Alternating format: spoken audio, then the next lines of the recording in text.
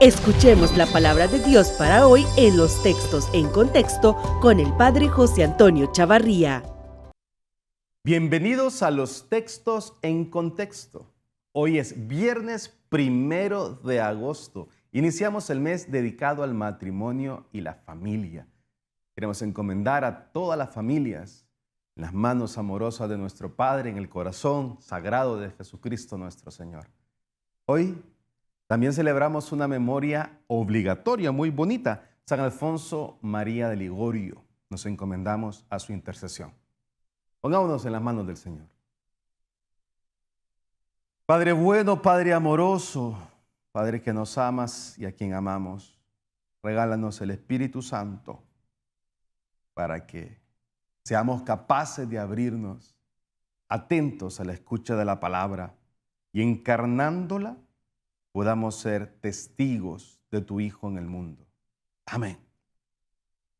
Para hoy se nos propone el Evangelio según San Mateo en el capítulo 13, versículos del 54 al 58. Veamos lo que dice el texto.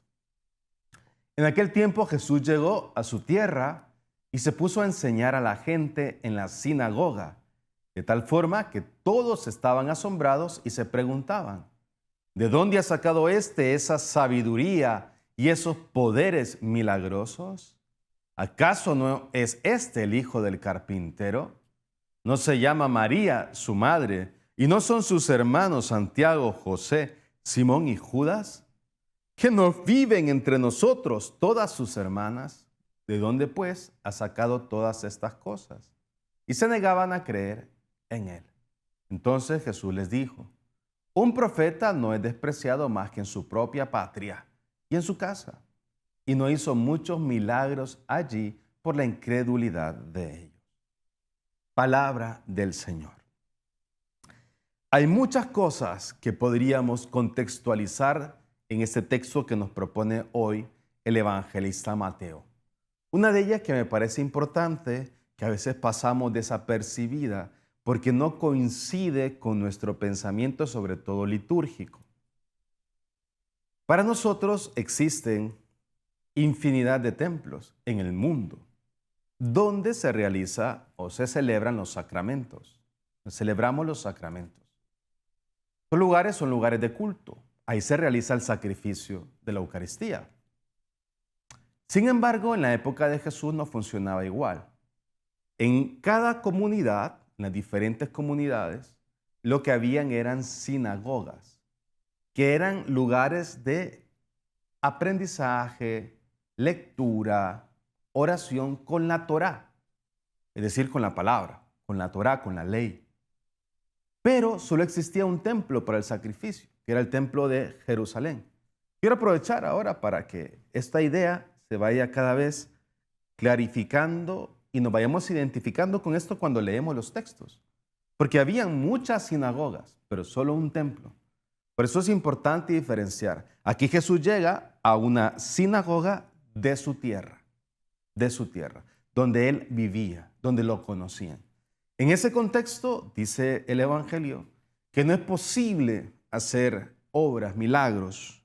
No es posible, porque ha sido despreciado. No creen en él. Conocen su historia, conocen a su madre, conocen quién era y no creen en él. Y esa falta de fe es la que impide que Jesús realice allí milagros, lo dice el mismo Evangelio, por la incredulidad de todos ellos. No es posible realizar estos milagros. Otro elemento para contextualizar es el tema que habla de los hermanos de Jesús, las hermanas. Hay que entender algo. En la época de Jesús, todos los familiares eran considerados parte. Es decir, eran considerados como hermanos o hermanas, no necesariamente de la misma mamá. O sea, no que eran hijos de María, sino que eran parte de la familia. A eso se refiere el hebreo. El hebreo tenía esta connotación de la familia entendida como hermanos. Insisto, no porque fueran hijos de la Virgen María.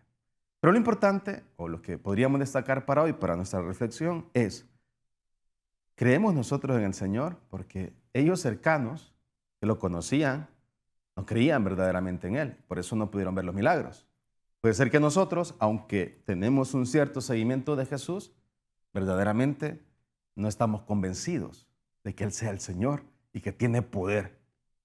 ¿Tú crees? Te pregunto hoy. La palabra te pregunta, ¿crees verdaderamente en el poder, en la potestad de Cristo? Que Dios te bendiga.